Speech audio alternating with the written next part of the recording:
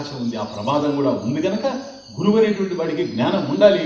జ్ఞానం ఉంటే సరిపోదు, సంప్రదాయం కూడా తెలిసి అందించగలిగి ఉండాలి. అప్పుడే జ్ఞానం కలుగుతుంది, కానీ ఇంకొక విధంగా కలిగేందుకు అవకాశం లేనే లేదు. ఇవి ఆచార్యుల వారి భాష్యాలకు సంబంధించినటువంటి వ్యవహారం. ఇక రెండవది ప్రకరణ గ్రంథాలు. ప్రకరణ గ్రంథాలు భాష్యాలను చూసినప్పుడు, భాష్యాలంటే ఉపనిషత్తులు వేదంలో ఉన్నాయి, అది ఎవరు రాసింది కాదు, దానికి ఆచార్యుల వారు భాష్యం రాశారు. కానీ ప్రకరణ గ్రంథాలంటే స్వీయ రచనలు, ఆయన రాసినవే. అంటే తనకి ఏదైతే అర్థమైందో అది మనకు అర్థం కావడం కోసంగా ఒక ప్రత్యేకమైనటువంటి గ్రంథాన్ని తను రాస్తే అది ప్రకరణ గ్రంథం అనిపించుకుంటుంది. ఈ ప్రకరణ గ్రంథాలు వేదాంత విషయాన్ని చక్కగా అర్థం చేసుకోవడానికి ఉపయోగపడేటువంటి వివరణ గ్రంథాలు. ఇవి వివరణ గ్రంథాలు, చక్కగా వివరిస్తూ పోతాయి. వీటి వల్ల కూడా వేదాంతం చక్కగా మనకు అర్థం అవుతాయి. ఇవి ప్రకరణ గ్రంథాలు.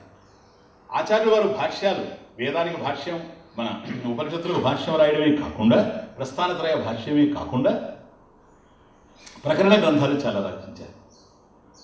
దృగ్దృశ్య వివేకం మీరు విన్నారు కదా, ప్రకరణ గ్రంథం. అద్వైతానుభూతి, అపరోక్షానుభూతి, ఉపదేశ సహస్రి, వాక్యవృత్తి, వివేక చూడమణి, ఆత్మబోధ, ఇవన్నీ ప్రకరణ గ్రంథాలు. స్వీయ రచన, డైరెక్ట్ తను చెప్పదలుచుకున్నది మనకు చెబుతూ ఉన్నాడు, డైరెక్ట్గా తన అవగాహన మనకు అందిస్తూ ఉన్నాడు. వీటిని ప్రకరణ గ్రంథాలని అంటారు. అందులో ఈ ఆత్మబోధ ఇప్పుడు మనం తీసుకునేటువంటిది ప్రకరణ గ్రంథం కిందకు వస్తుంది. అది అట్లా ఉంచారు. ఇక మూడవది ఉన్నది ఆచార్యుల వారి రచనల్లో భాష్యాలు, ప్రకరణ గ్రంథాలు. ఇప్పుడు భాష్యాలంటే మీకు తెలిసే, ప్రకరణ గ్రంథాలంటే తెలిసే. మూడవది స్తోత్రాలు. ఆయన రాసినన్ని స్తోత్రాలు ఇంకొకరు రాసినట్టుగా మనకు కనపడ్డారు. అనేకమైనటువంటి దేవతామూర్తుల మీద, ఎందరు దేవతలు ఉన్నారో అందరి మీద ఆచార్యుల వారు రాశారు. ఇప్పుడు శివ భుజంగం ఉందనుకోండి, హనుమత్ భుజంగం ఉంది, రామ భుజంగం ఉంది, సుబ్రహ్మణ్య భుజంగం ఉంది. ఇట్లా ప్రతి ఒక్కరి మీద ఏ రూపం నీకు కావాల్సి వచ్చినా ఆ రూపం మీద ఆచార్యుల వారు రచించినటువంటి స్తోత్రాలు ఉన్నాయి. ఈ స్తోత్రాలు ప్రధానంగా మళ్ళీ రెండు విధాలుగా ఉంటాయి. ఒకటి స్తుతి ప్రధానంగా ఉంటాయి, ఇది భగవంతుడిని కీర్తించడం. స్తుతి ప్రధానం, ఆయన యొక్క వైభవాన్ని అంతా కూడా వర్ణించుకుంటూ పోవడం స్తుతి ప్రధానం. ఇక రెండవది విషయ ప్రధానంగా కూడా ఉంటాయి.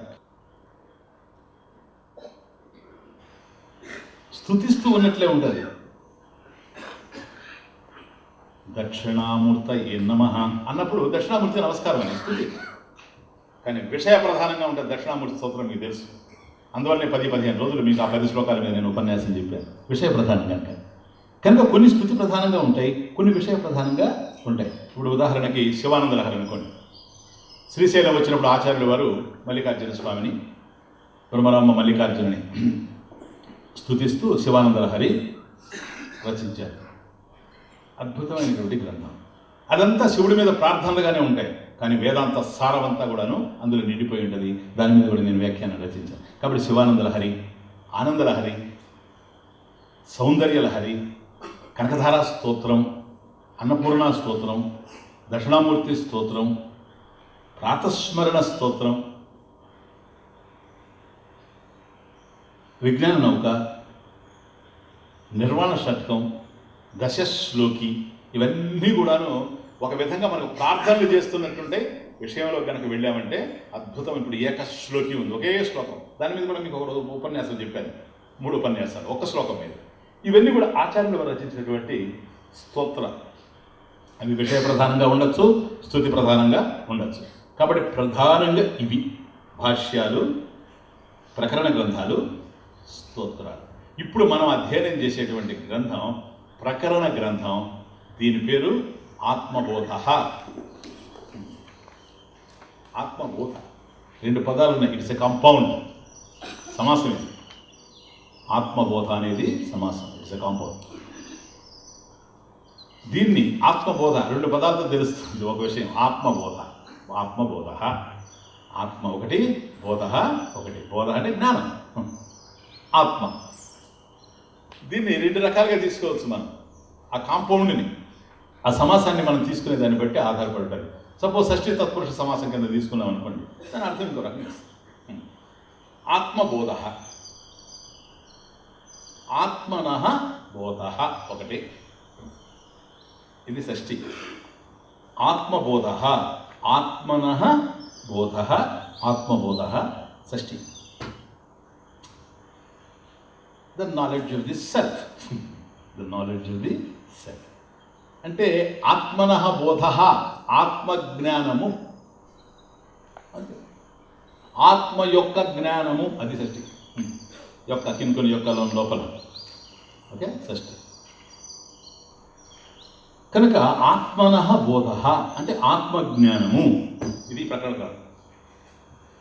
లేదా ఇంకొక విధంగా తీసుకుందాం అనుకోండి ఈ కాంపౌండ్, ఆత్మ ఏవ బోధః.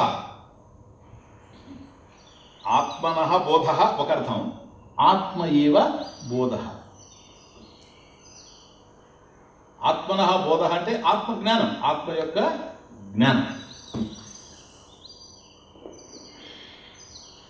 ఆత్మ ఏవ బోధః, జ్ఞానమే ఆత్మ, ఆత్మే జ్ఞానం. అర్థమవుతుంది. ఎందుకని ఇది తర్వాత చెప్తాను నేను. వస్తు జ్ఞానం రెండు వేరు కాదు కనుక దేనికి సంబంధించిన జ్ఞానం? ఆత్మకు సంబంధించిన జ్ఞానం. ఆత్మకు సంబంధించిన జ్ఞానం ఆత్మ కన్నా వేరుగా ఉందా? లేదు. మరి ఆత్మ జ్ఞానమా అజ్ఞానమా? సత్యం జ్ఞానం అనంతం జ్ఞానం. కాబట్టి జ్ఞానమే ఆత్మ, ఆత్మే జ్ఞానం. ఇది ఇట్లా రెండు రకాలుగా ఆత్మనః బోధః, ఆత్మబోధః, ఆత్మ ఏవ బోధః, బోధ ఏవ ఆత్మ, ఆత్మ ఏవ బోధః, ఆత్మబోధః. ఇది విషయం. ఇది ఒక అద్భుతమైనటువంటి ప్రకరణ గ్రంథం. ఇందులో 68 శ్లోకాలు ఉన్నాయి, రత్నాలు లాంటి శ్లోకాలు. అంత ఉపనిషత్తుల యొక్క విషయాన్ని నిర్ధారణ చేస్తూ పోతాయి. ఇది ఆచార్యుల వారి స్వీయ రచన ప్రకరణ గ్రంథం కనుక ఇవి నడుస్తూ ఉంటే మీకు అర్థమవుతుంది. ఒక్కొక్క శ్లోకం పోతూ ఉంటే మీకు రుద్ర జ్ఞాపకం రావచ్చు, లేదా తైత్తిరీయం రావచ్చు, శ్వేతాశ్వేతం రావచ్చు, కేన రావచ్చు. ఏవేవైతే ఇక్కడ విన్నారో ఇవన్నీ కూడా మీ కళ్ళ ముందు అట్లా పరిచినట్టుగా కనిపించవచ్చు. ఒక అద్భుతమైనటువంటి దృశ్యంగా మీరు చూసుకుంటూ పోయేటువంటి అవకాశం కూడా ఉంది.